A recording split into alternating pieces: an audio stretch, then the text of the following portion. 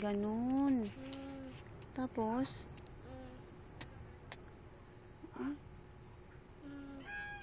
ganun. Tapos, ang ginawa mo? Ganun. Paano daw nangyari? Gulat ka. Tapos, sinipa mo. Tapos, paano mo daw tinap yung hens? Ganun. Anong ginawa mo ron? Saan?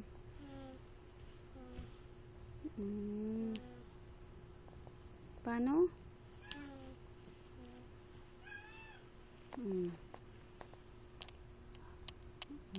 Isip ka.